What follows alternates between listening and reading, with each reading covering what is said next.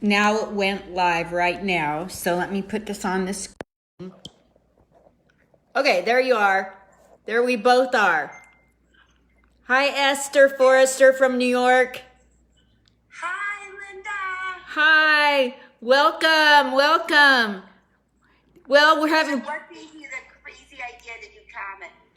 Well, you know, I always made people laugh. You probably did too, right? Yeah, some people. Well, I always made people laugh.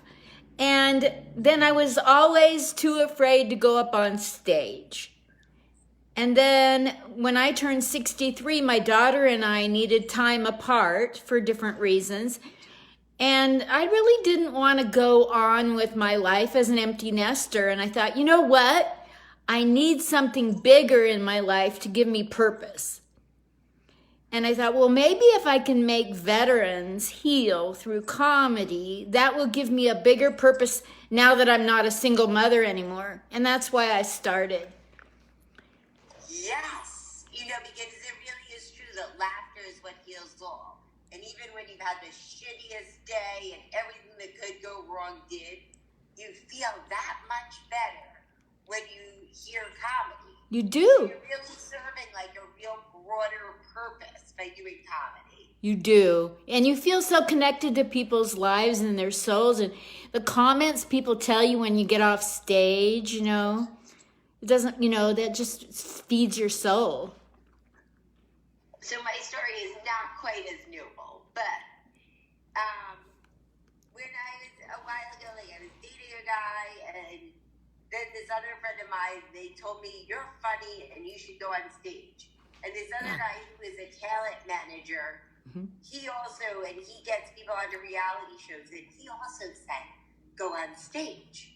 So I was like, okay, and at that point, I kind of wanted fame and attention. So I tried it once. Jerry Seinfeld actually What? the show I went on, he started off. Wow. Of course, that's really discouraging because everyone's going to stink compared to Seinfeld. And it was really hard, the show, and I got total silence. And You got what? I had to hit on a guy in the audience to get any kind of attention. And then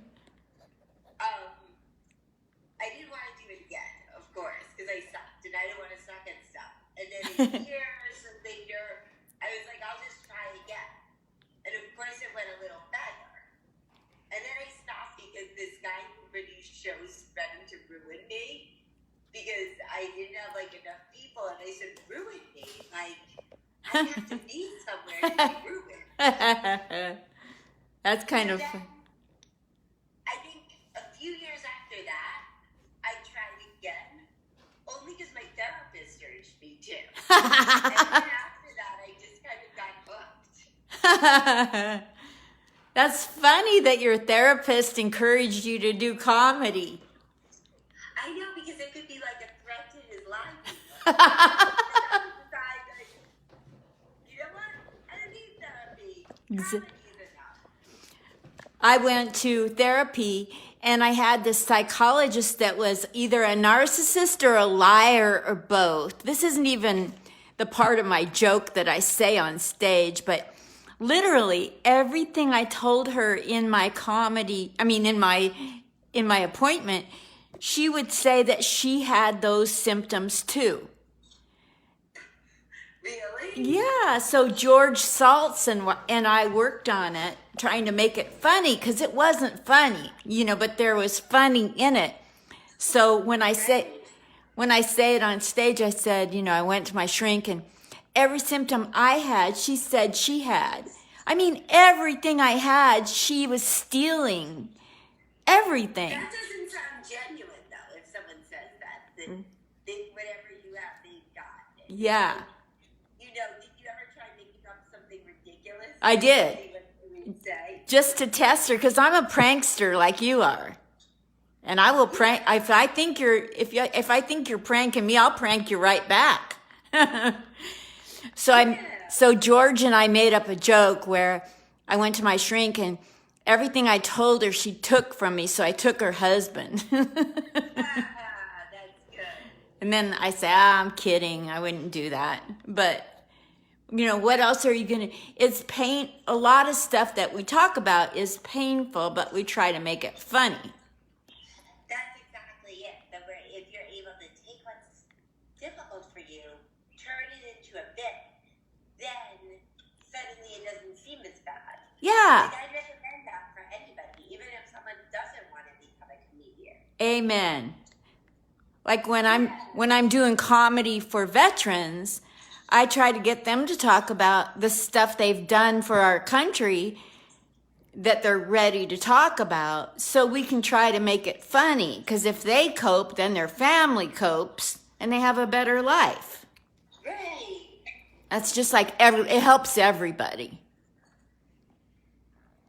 So do you have any more questions for me, or do you want me to throw, how long have you been doing comedy so people on here know?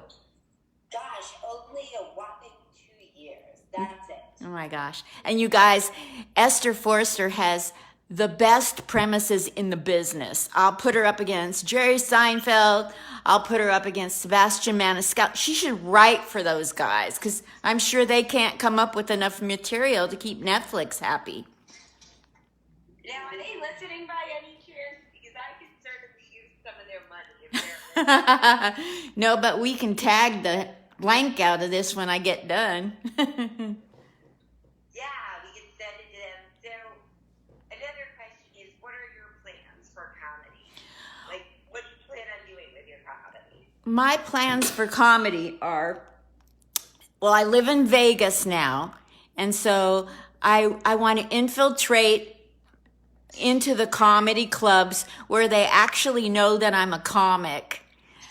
I was asked, I'm a woman, and a lot of times I'll go in with other guys that have been in the business longer than me. And the other day I was asked by a headliner to do a guest spot, and the club told me, I didn't even know you were a comedian. No, I'm just... See, but that's when you know that, like, things have to change. Because you want everybody who's in comedy to know you're a comedian and you're an it comedian. Yes. That's the goal. You want everyone to know who you are. Yes. Whatever it takes. Yeah. And then you have to find them walking their dog. Or you are like, by the way, dude, I'm a comedian. Exactly. I'm going to find a way that people don't think I'm 69-year-old arm candy. Evidently, I haven't arrived yet. He let me know I was not important yet, but that he loved my set. So what are your goals in comedy, Esther Forrester? What are my goals? The goals used to be, when I first started out, just to not bomb and get some laughter. Like, any laughter, I'd be like, yes. Those are like a Netflix special. Yes. And she can do it, you guys. She's tightening up her material and throwing in punchlines, and she works so hard. You guys, you'll see her on Netflix. You will.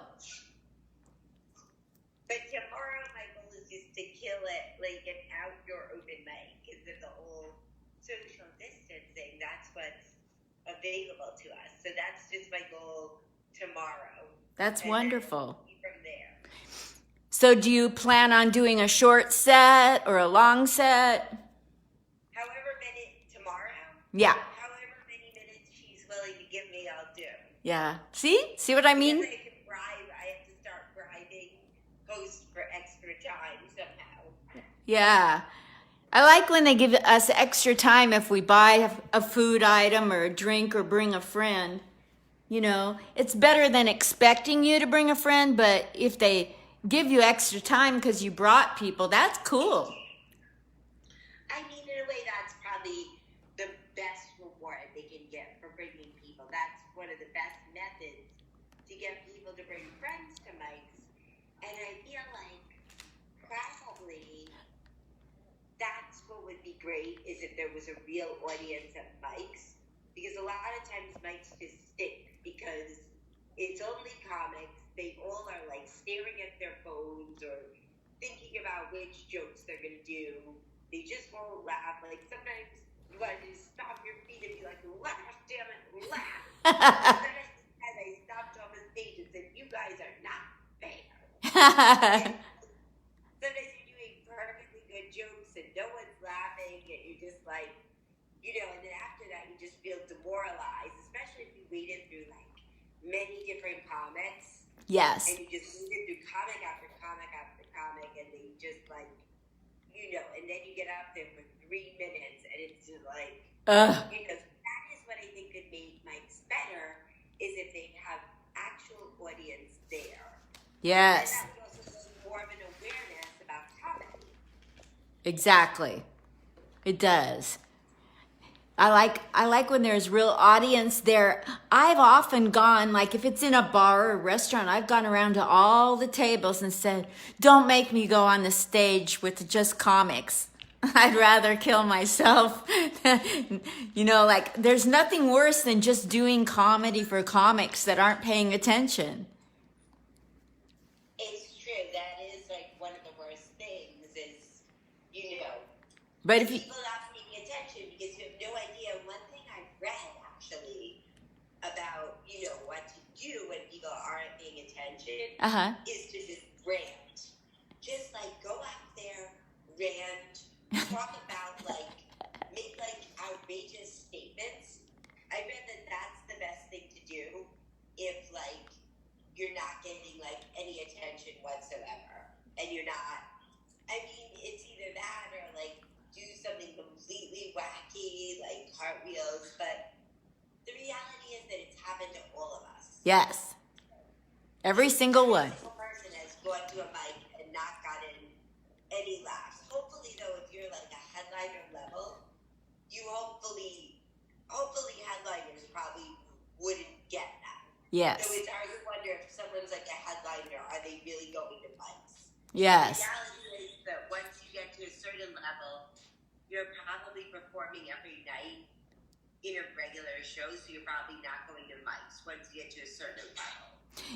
Vegas is kind of different in that regard because there's people here in town that have 30 and 40 years of experience that are just hosting. Really? Because there's others that are headlining. And so if there many headliners here have shows that they run and go to mics. So that's really it makes it a great opportunity for when you're doing a mic, if there's headliners watching you. Oh, yeah. If there was a good headliner watching, then I'd be really psyched. But in New York, rarely have I seen someone who has a high level of experience come to a mic. I know. Yeah. You're lucky if the person running the mic has headliner experience. Usually not. But I mean, the reality is that the mics also, perhaps they should do take off more clothes to get more minutes. They gotta, because 3 minutes is just way too. I always said it was like Viagra. I'm waiting for 3 hours. The mics, but That's funny. it's a lot of things, but a lot of times when they first start out, they'll bring friends to come with them to the mic because they know that their friends will laugh and then they feel better. Yeah. One guy I thought he was amazing because he went to this notoriously tough mic and he got so much laughter, but then I realized he brought 3 tables of friends with him. Yeah. Of course, it would really blow if you have friends who come and they don't laugh at all. It's failing to ring a contest. I hate it when a whole table comes to watch one person and they're smart, so they put them in the middle of the pack so that they have to stick around and listen to some of the other comics. But the minute that guy gets done, everybody gets up and leaves. And it's oh man, there goes the audience. It's true. I've seen that happen where people just get out, or they're just obviously there for I had one person, there was one guy I saw once and I think he brought 80 people to a show. And Wow. it was just so tough for the other performers because, like, the people were obviously not here to see them. Yeah. And they really weren't giving the other performers that many laughs. And they heckled one guy and stuff because they really just only wanted to see their friend. And he paid for, like, his doorman, his doctor, his trainer, his co-workers. He paid for so many people. And it's hard to fathom having that much money. Yes. To be able to pay for everybody. I'm like, damn, like, but it's just like, we're obviously like impatient and waiting to hear him, and everybody else is just like, oh God, not another person. It's really a great feeling when you know there's people in the audience that are shills for somebody else, and you win them over to loving your comedy, but they didn't even come for you. It's true. That is really rewarding because, I almost prefer it if I don't know many of the audience members because then I know the people are really laughing. Yes. Whereas, like, sometimes your friends will laugh, but the worst thing is if somebody says they loved it, but they didn't laugh at all. Like, it's not bad, but it just makes you wonder. Like, they're like, oh, I loved it. Like, where were your laughs then? I know. It's like at Harvey's in Portland, there was this lady that came and sat in the front row with her arms crossed like this the whole hour and a half for a real show. And all of the comics were shaken by the fact that she wasn't laughing. They were mentioning that you're not laughing in their sets.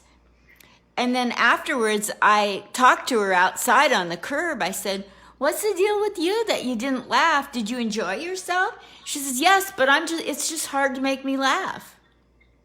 And I'm like, why do you come to comedy shows and sit in the front row and distract all the comics if you're like, sit in the back in the dark? So she's like a real sadist, and she kind of probably enjoys, like, seeing them struggle. It's like a mean game of make me laugh.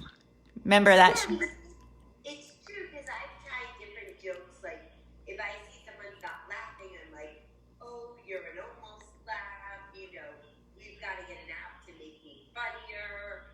Or I've been like, brought the people into the crowd work a little to get them laughing. But usually the almost laugh thing usually works. That's funny. They almost laugh or whatever. Then they usually get into it. Though I've seen people who, even when you try all that stuff on them, they're still not going to laugh. They're just like, but like, it's hard to know because, like, one person laughing can really encourage the rest of the people to laugh. And Yes. that's the thing. Yes. And it's really hard to get people to laugh if the host hasn't warmed up the crowd and if they're not sitting close together. Right. It's almost like if you go up there, you should almost do some crowd warm up if you feel like they haven't been warmed up, Yeah, you do a little bit of crowd work. The crowd work, it just has to be very, like, I really admire people who can have, like, original crowd work and they make really astute, witty observations about the people in the audience rather than just being like, oh, hey, you guys on a date, you guys married, like, everybody does that. Yeah. Like, think of something cool. But, like, I remember when I went to comedy shows before I even ever did comedy with my girlfriend, like, they would include me in the crowd work. And this one guy said, well, why are you single? And he's like, you're so pretty. Maybe you have a deformity, mental deformity. And he's like, maybe you've got the same one and maybe we'll go out. And I somehow really thought that he was going to ask me out after the show. I felt really sad. Oh. Other woman using me in the crowd where she talked about his babies and clothing stores, and she can't get her arm into the clothing and how bad it was. And then she's like, and look at you, you've got a nice skinny little body. You fit into that stuff. I asked her a question, describing, like, her sisters being gay, one of her sister, or someone being gay, and she had, like, a real sister, and then she had, like, a sister she adopted in Africa who was really poor. And I remember she said, I don't think Tashampa's gay, but she probably would eat a pussy if it was there for her because she'd be starving. Oh my I God. remember that, but, like, it's always fun if you're, like, part of, like, someone's crowd work. I think people usually feel good if they're kind of part of it. Yes. I got to go to every single show for 2 years in a row at Harvey's. They let me in for free. Like, I could go to 7 shows a week for free. And I went to usually 3 to 5 a week, at least. Wow. And so I've seen everybody try every trick in the book. And I've seen people with the same crowd work they do every time, and it works, and they're not going to change it, to people that literally get thrown a curveball in the middle of their set, with like Jeff Richards from Saturday Night Live. If he's in the middle of this set and something, a dish drops in the kitchen, or somebody gets up to go to the bathroom, he just goes crazy to have some shtick to say. He can. Because the thing is, I've heard the trick about crowd work is convincing the crowd that the content was, like, curated for them. Yes. It very well may be, like, similar crowd work, and it may be the same kind of crowd work that you use every time, but you have to sort of let them believe that, wow, that woman in the front row inspired you to think of this, Yes. But, crowd work, you just don't want to base too much of your stuff on crowd work, because what if you have, like, a boring crowd and people don't give you that fuel? That's the one fear, that, like, you have, like, someone wearing a perfect J. Crew top and, a haircut, and they're very clean cut, and there's nothing you can really say about them, and, but, like, then it's, like, much harder to, like, think of good crowd work. So you don't want to, like, build in too much crowd work to your set unless you're really good. But it's something I know you would work on. Like, Yes. my next gig, I'm going to try to, like, think of some original crowd work. And Me too. Like, a goal of mine. Me too. I'm going to try to, talk to like 3 or 5 key people in the room that are not comics, and try to come up with brand new stuff I never thought of, but it's right in the moment, and everybody will know it's just for them. It couldn't have been planned. It's another good way, I guess, to practice crowd work would be to, like, just see individuals you pass by on the street and think,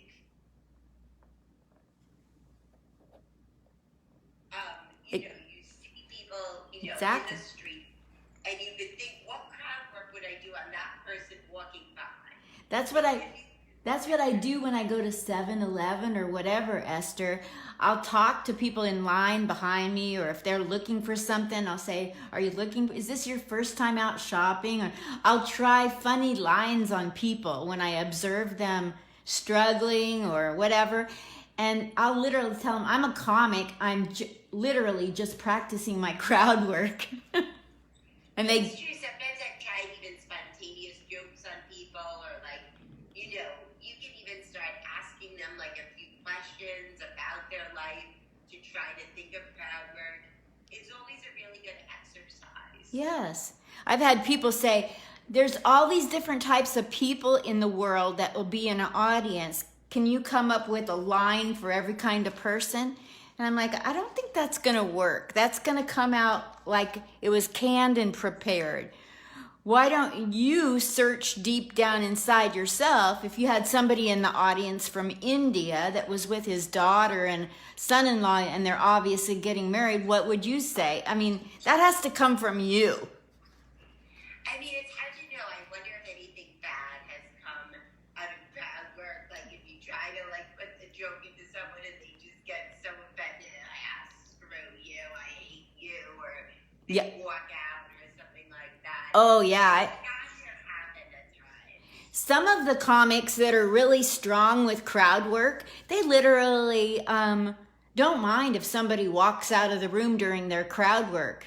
They'll say, oh, I haven't done my job if I haven't walked somebody. They don't let it bother them.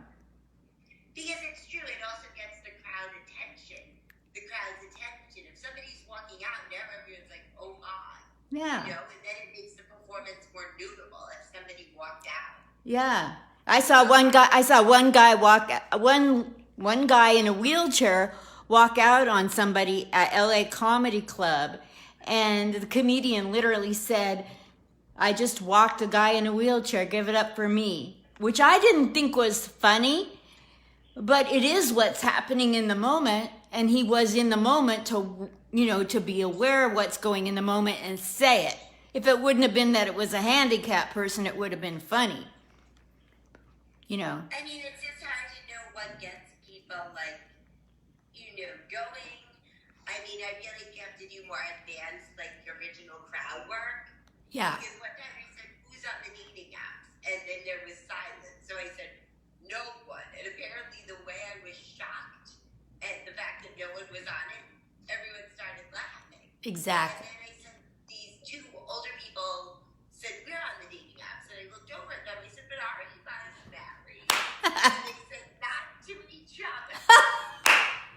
See? That really was the best reaction. I still talk to the woman. In fact, I still talk to the woman. It was a comic's friends, and I still talk to her. And one of her people who was part of the crowd work that he friended me on Facebook, and she said they were just so flattered to be included in the crowd work. Oh, wonderful. That's funny. I like it when... People love it if they're noticed. Everyone wants to get attention and stuff, and people love it if they're, noticed and stuff. Right. Yeah. Some people that don't want anyone doing crowd work on them, they can opt to sit way in the back.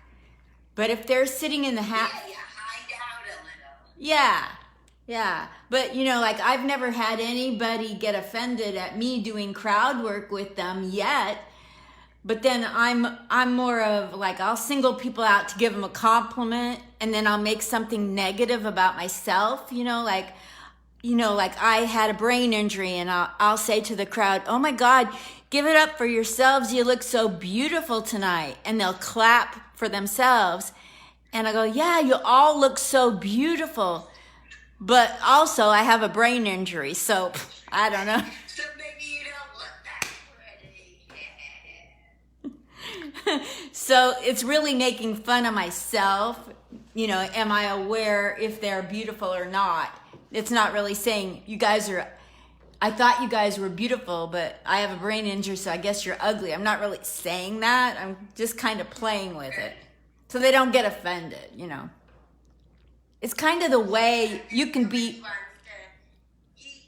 You gotta figure it out ways not to get people offended and stuff. Barry Keller... You don't want to make it where you're making fun of people and making them upset, because it's a feel-good kind of hour. It's not a time to get people down on themselves. Yes. I remember Barry Keller is on here listening. I think he's still on here. Send up a bubble if you are. There's 10 or 15 people on here. Well, I was at Greenwich Village Comedy Club, Esther, doing a show, and Barry was the host. And I got up there, and in the middle of my set, I had been trying to say something about how I'm not racist.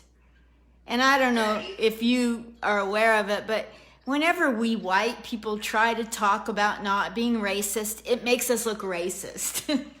It's true, because it's why you need to deny it. Exactly. So I'm trying to say this, but I'm not cognizant of the order of my words inside my sentence. And I listened to it the other day. I so sounded like I was for racism because I had left out words. And I was like, oh my... Sometimes we can, but hopefully, hopefully there aren't too many misunderstandings in comedy. The thing is, some of the best jokes are bound to offend somebody. Exactly. Because some people are looking to be offended, where they're looking for, I don't know, I had one joke, I stopped using it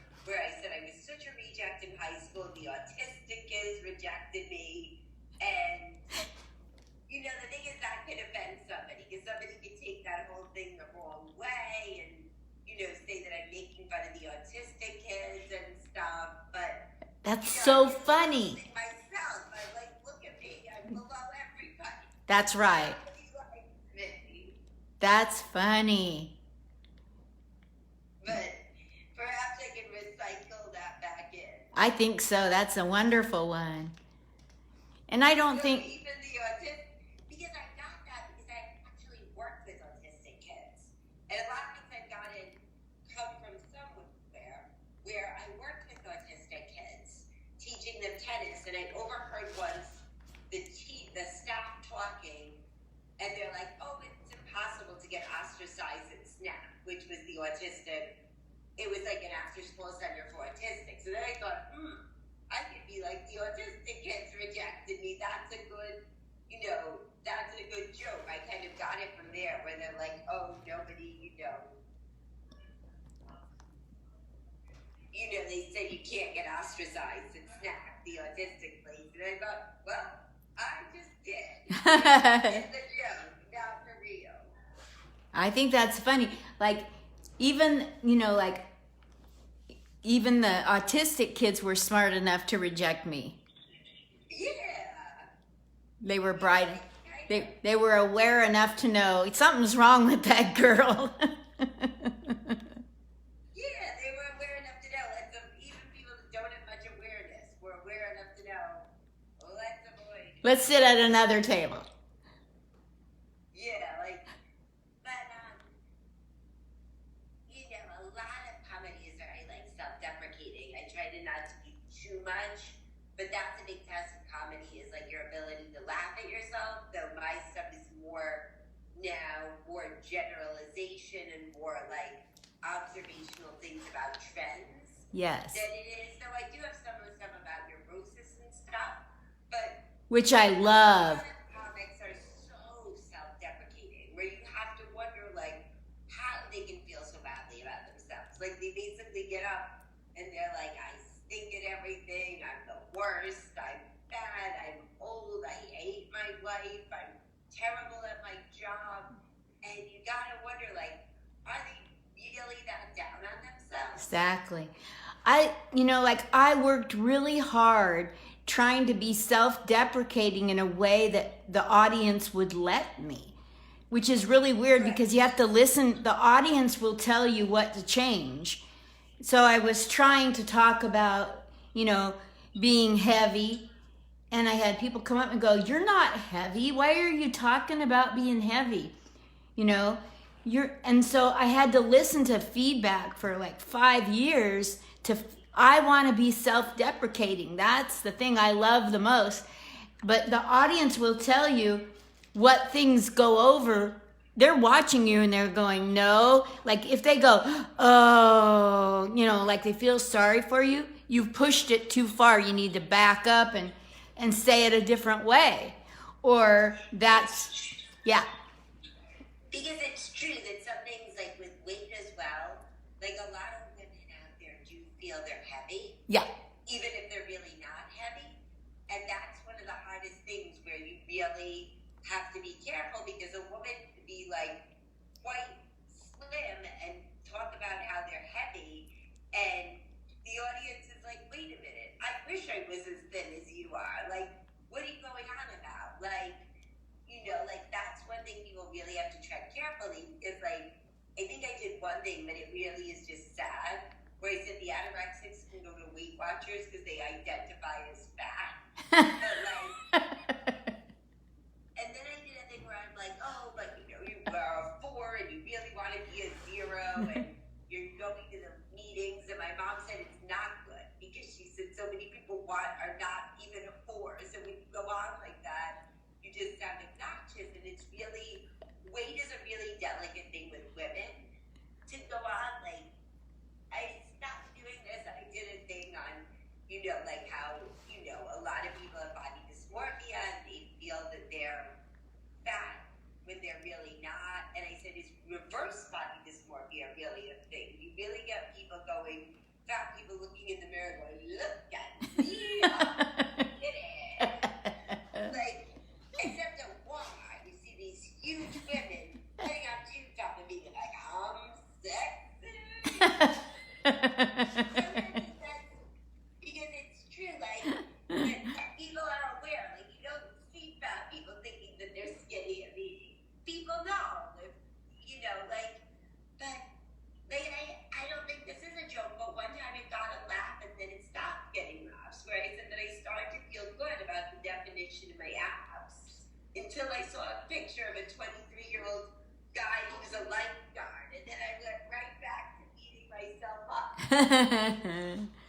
Oh my God. Because a real person really inspired that, where there really is this funny 3-year-old lifeguard I know.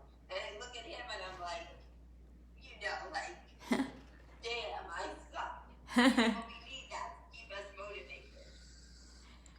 I know one time I got a...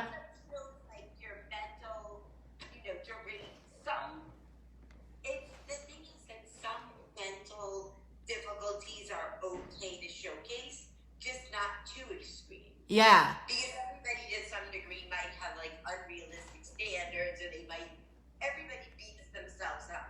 Right. So beating yourself up, I think, is something that's relatable when you beat yourself up. But if you said that like you cried all day, that may not be the best idea, because Yeah. that makes you seem like, unless of course you're performing at like a psych ward, and then I guess it's probably okay. Well, I think it's funny. Like, I think you can talk about anything you've been through, and I like it when somebody will say, depression isn't funny, but you know what's funny about depression? And then go into something that is funny about depression. Because I've been struggling with, the pills, swallowing the pills. And then they make it, what's funny about depression is trying to swallow all the damn pills. Now I'm on board with depression. Right. And it's kind of like, I think the audience loves it when you make them think you're going to make them laugh about depression, but you're really making them laugh about the damn pills. Yeah, and everybody takes pills, or has taken pills, whatever it was for. Yeah. Everybody at some point has had to take pills. Like, I have to tell you. Mental difficulties, like. And as long as you say that you struggle with it, or you have someone in your family that struggled with it for years and then go into it, you're good. Yeah, as long as you make it sound like. The thing is, I said I was making a list of all the things that give me anxiety because I planned on avoiding them. And then they said, but then I got an anxiety just looking at the list. Because it's true that, like, sometimes, like, what did someone say about the medication? That, like, sometimes the medication can give you more symptoms than you initially had. Exactly. You get anxiety about the symptoms. Yeah. I have to tell you about the time that I made everybody in the room think I was a racist. It was nothing but comics. The room was full. And I had a joke about Oprah Winfrey. And I just thought I didn't think of her as a black person. I just thought of her as somebody that's way high up there, and I'm punching up. I'm not punching down, right? And so I did this thing about how, why is she the face of Weight Watchers? We're the ones that have been watching her weight go up and down. We should get paid for having watched her all these years. And then I backed it up with another joke about Michael Jackson. And then I got off the stage, and the next guy said, well, I didn't know we were going to have a racist grandma. And everybody in the room died laughing, and that I cried for 2 weeks, but it told me that I did something wrong, that I'm not black. And if I tell one racist, one joke about a person of color, that might go over. But if I do two, I'm pushing it too far. And why am I telling jokes about a race that I'm not part of anyway? So it really made me learn. Because sometimes it is hard. Like, we think we understand. It's really hard to joke about something that is not you. And it's hard. We don't understand it, so we're not going to do that. You don't want to joke about something like, people sometimes try, like, you don't want to joke about being a doctor or being a lawyer if that's not you. Yeah. Because if you haven't lived through something, chances are you don't really have stuff that's genuine to say. And the audience can tell if you haven't lived through it. Yes. It's not you.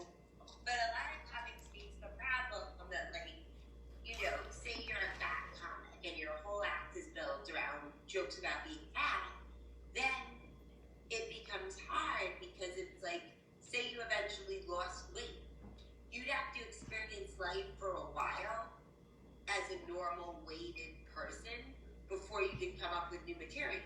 Yeah. You're thin and you're trying to joke about being fat. It's like, not believable. So you have to and even with single jokes versus married jokes, and if someone's single, they have to, and then they get into a relationship, they'd have to experience life in a relationship for a while before they could make jokes that seemed, believable about a relationship, which is why observational humor about trends can work so well, because if it's just a trend, it doesn't have to be you. It's just a general commentary on life. Yes. So there was this other time I was doing comedy at a battered women's shelter for military female veterans. And I'm a female military veteran, and I have post-traumatic stress from the way men treated me in the military, right? Right. So I thought my PTSD jokes would go over really well. Boy, did I gauge that wrong. I had 3 women. There were 4 women in the room. Thank God only 4 in this shelter. And I had them all crying and getting triggered and coming up to me afterwards telling me, what right did I have to make light of PTSD that they were going through? And obviously, it's been so far in my past, I can make light of it, but how dare I come in there? So there's that too. Yeah, because that can be true also, that people, they may, not find it funny. They may think, that you didn't live through it. They may not, that she didn't live through it, so what does she know about it? Yeah. And if I... what do you, if I made jokes about moms or whatever, they may not, well, you're not a mom, so what do you know about motherhood or whatever? Yeah. So you have to be really careful about what you what you want to do. You have to be really careful about. That Yes. You really you don't talk about stuff that's not you. Right. And even though I was talking about me, I hadn't filtered it enough to think of how would somebody who's going through the throes of psychologically being beaten up by most likely a man, maybe not, maybe a father, and they're in a battered women's shelter, and I'm coming in talking about 30 years ago I struggled with PTSD, but now I'm so over it that I can make you laugh about it, but you just ran away and ran for your life to a shelter, and I'm walking in. It's pretty offensive. It wasn't, Yeah, that's pretty, people don't like that probably when you're saying, now I can make you laugh, and people may not want to joke about that kind of stuff. Yeah. It's know your audience, and timing is everything. Maybe 10 years from now, they'd be ready to laugh about it, but not when they're hiding out from their abuser. What was, Right, what? They don't really want, some things maybe are off the table where people don't want to laugh about it. Yes, yes. I went in, I got asked to do comedy at a VA place in Vancouver, Washington, and the audience was hostile because they were volunteers made to come and listen to comedy. So they were sitting there with their arms folded, make me laugh. And I was it was all men, and I was talking about the stuff I went through in the military with the men. And it was what was I thinking? They're my age. They could have been the same men that were doing things to women in those days that they don't do anymore, hopefully. I was losing, they were already a lost audience because they were captives by their bosses. Yeah. And now I'm making them uncomfortable talking about what men do to women in the military and trying to make it funny. Yeah, some things probably just aren't, or if you talked about eating disorders, that may not be, too funny to people. Yeah. I've never done this, I probably wouldn't ever do this joke where I said, that I'm so weight obsessed and worried about, the calories and quad drop, probably not that good. Because some people, they really are weight obsessed. It's probably not that. That's fun.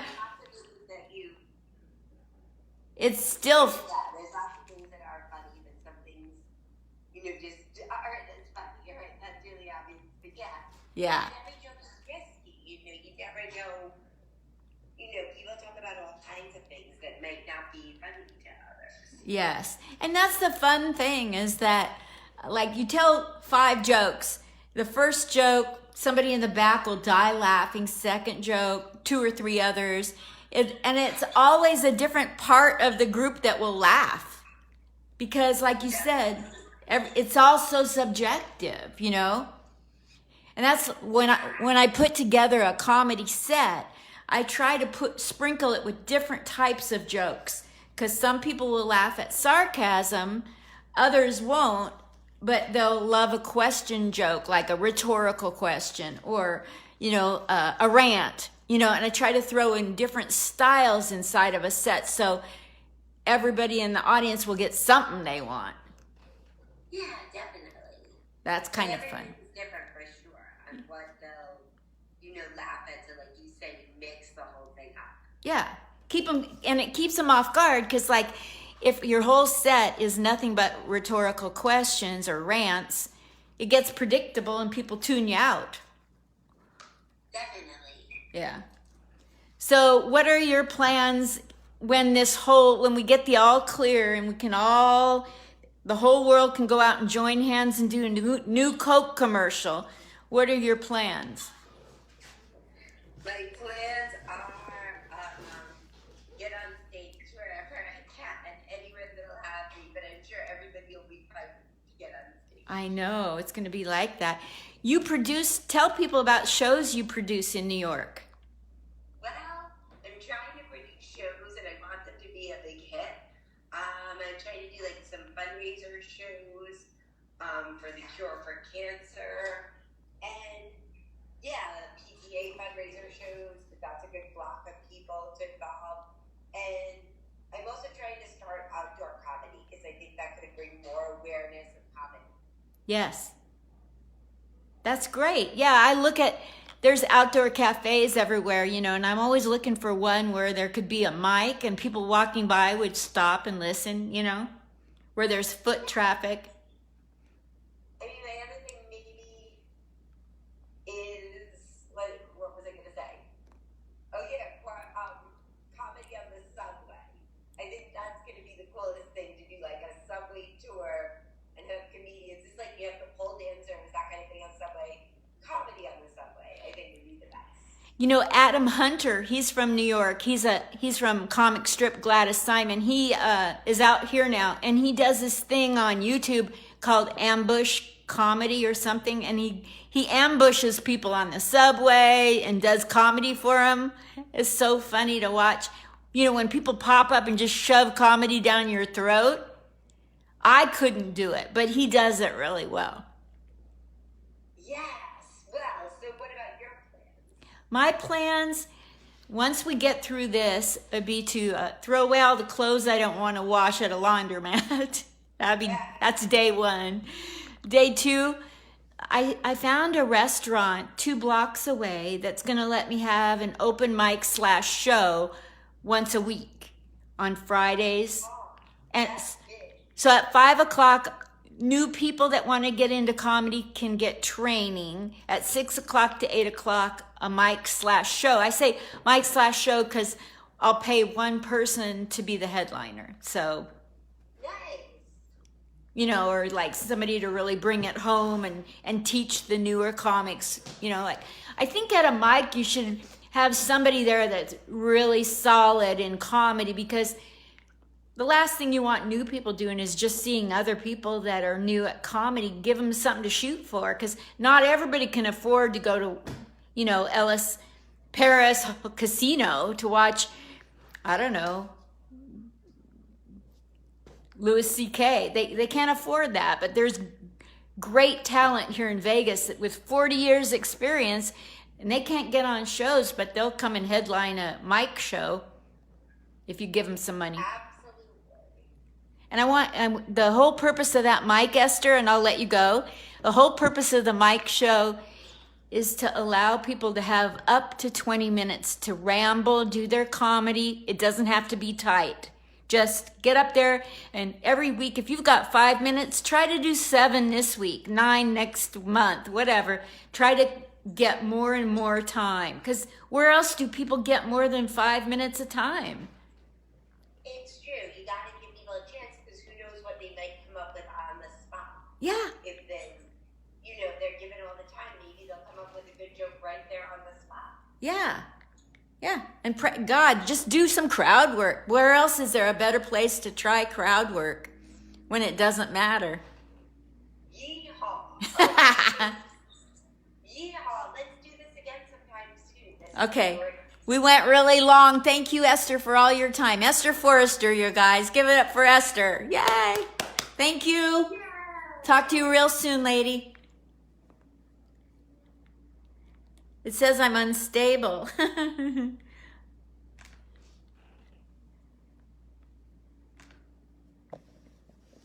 That was fun. Isn't she great? She's only been doing comedy 2 years and she's already putting on shows in New York. So I'm really proud of her. And she is the hardest comedy writer I've ever seen. My glasses are broken and I don't want to walk to the dollar store. I'm scared. Yeah. So her teeth clean. So yeah, that was it. So thank you so much. I don't know about this lipstick. Thank you so much for listening in. If anybody's still here, I don't know if you are, but we had fun. Thank you. Bye.